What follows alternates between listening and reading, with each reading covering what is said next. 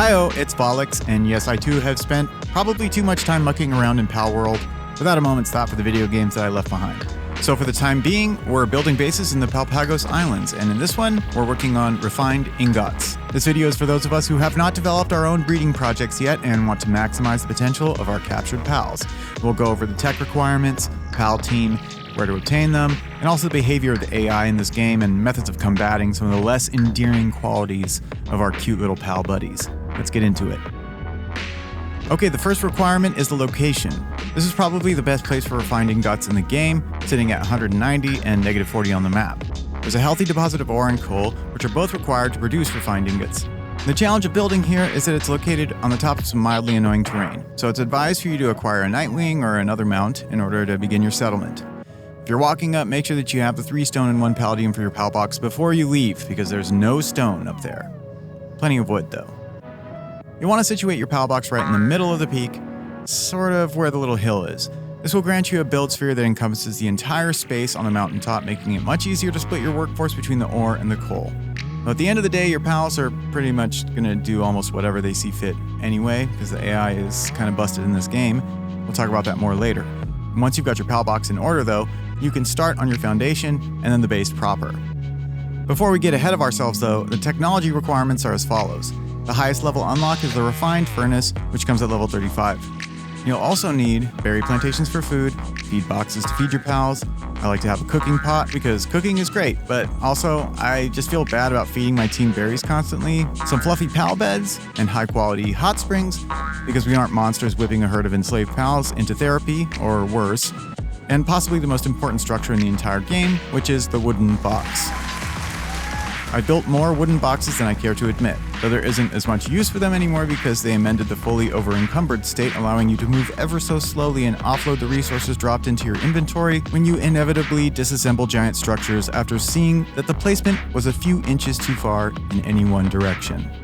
Okay, so after shopping the tech department, we are ready to get into the actual building of the place, which is a good time to talk about the layout.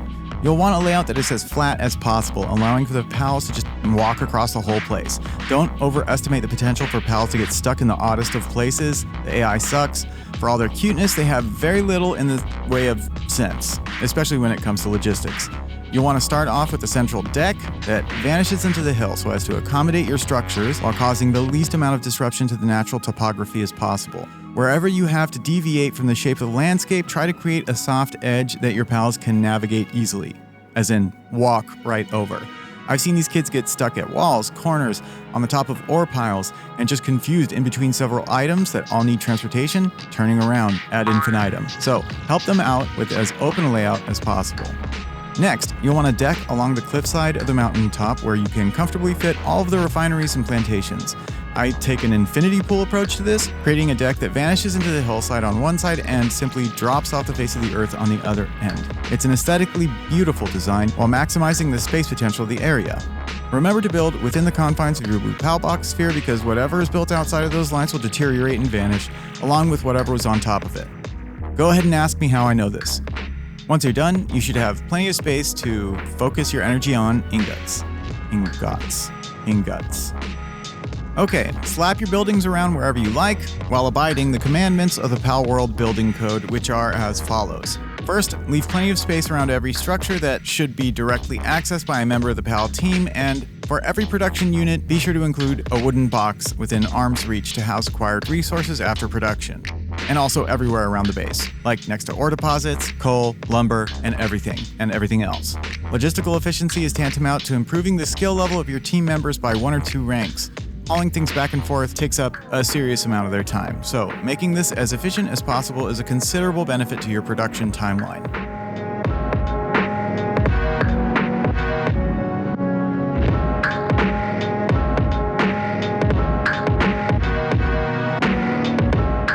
Alright, now that the buildings are done, let's talk about the team.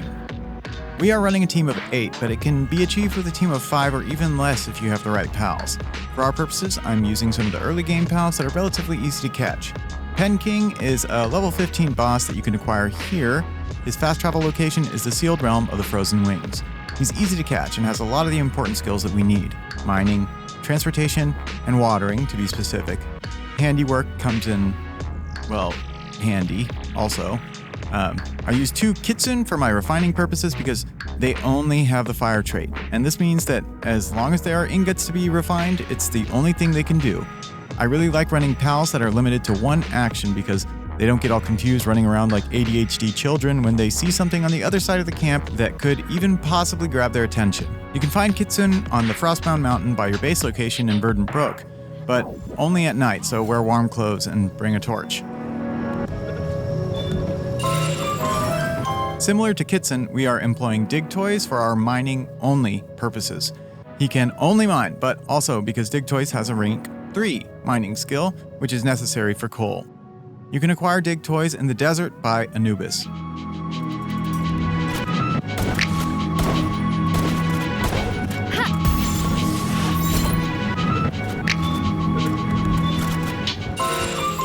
Our other 3 members are Mosanda for both planting and transportation. You can acquire Mosanda in the aptly named Mosanda Forest, north of your starting location.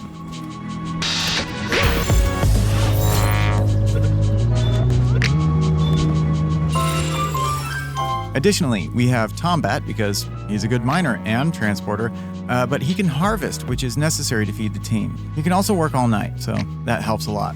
Acquire Tombat in the area by the Rain Syndicate Tower, only at night.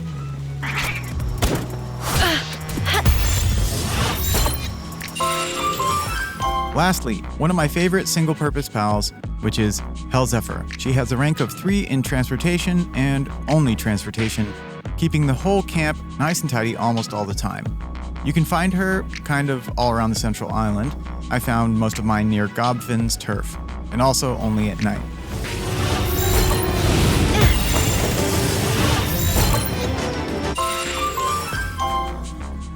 Okay, so that's it. That's your layout. That's how you build it. That's the team. All that's left is to turn up the fire and refine as many ingots as possible. If everything goes smoothly, all you'll have to do is stop by and pick them all up and reissue orders. One thing that I found annoying about this is that the pals seem to neglect the coal, so you have to kind of remind them to get over there and handle that side of the base as well.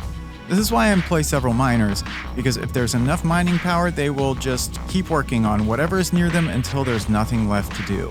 And as long as they can do this before the stores replenish themselves, everything will be fine. It requires 24 in-game hours for resources to renew. Well, that's it for me this time. I will have some more Palworld content coming soon, so keep an eye out for that. Some ridiculous projects in the near future in this game, like building skyscrapers and such. As usual, thanks to everybody for watching. I make a concerted effort to deliver high-quality videos as well as original music, so thank you so much for being here. It really means the most to me. If this video is at all fun or helpful, please drop a like and sub. It really helps the channel. Any thoughts? Leave a comment. And that's enough out of me. As usual, always remember to keep on farming.